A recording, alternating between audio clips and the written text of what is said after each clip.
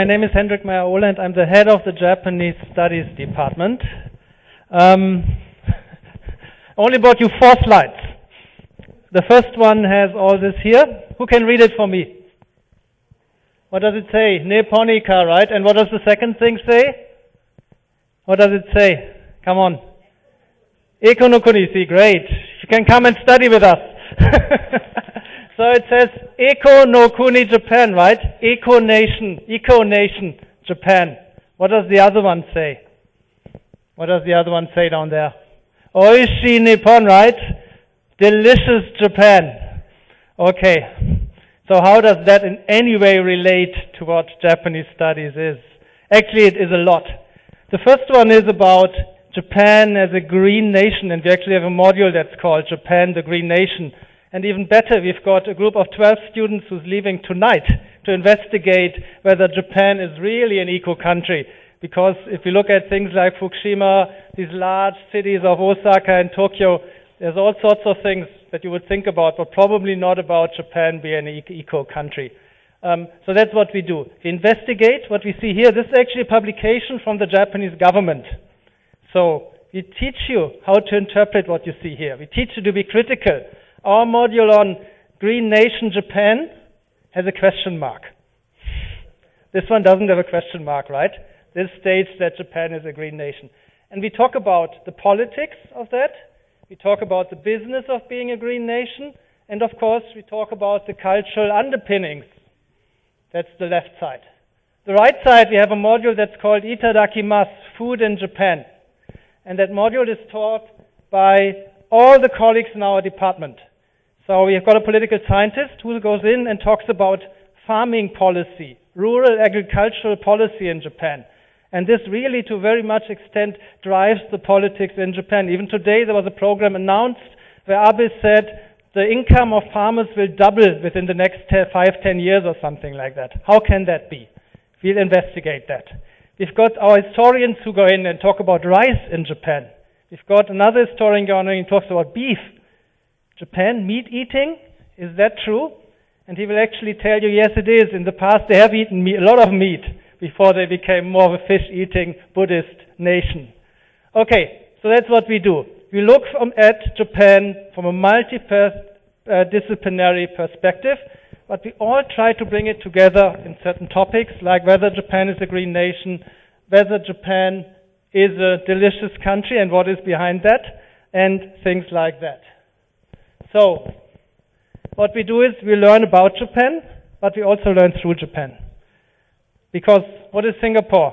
Small country, short history, right?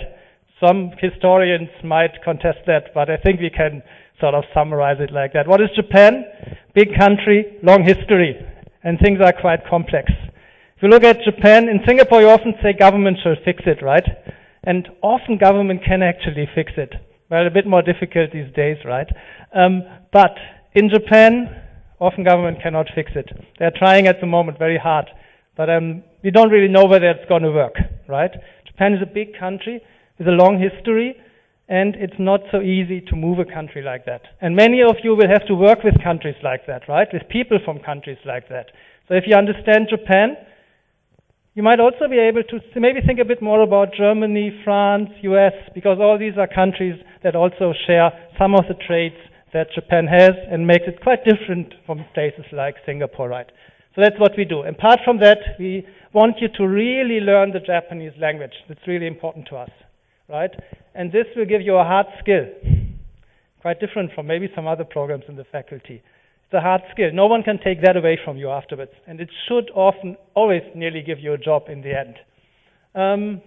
Then we have opportunities to explore Japan, all this here, right?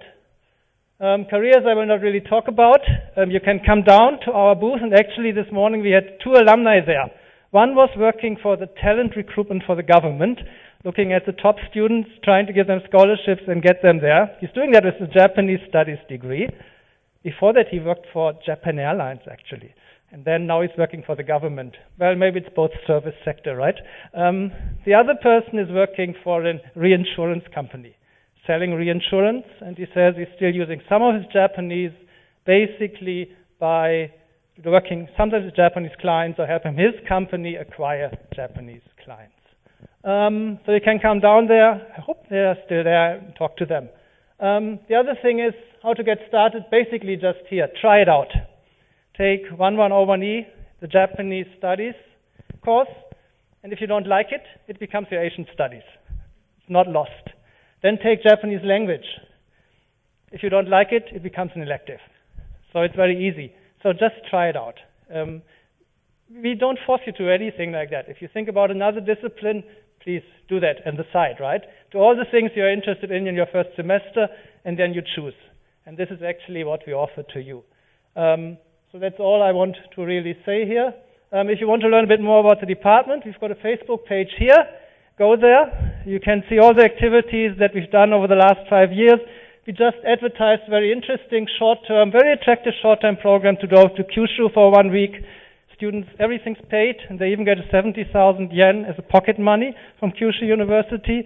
Not all our programs are so generous, but we have great opportunities for you. Thank you.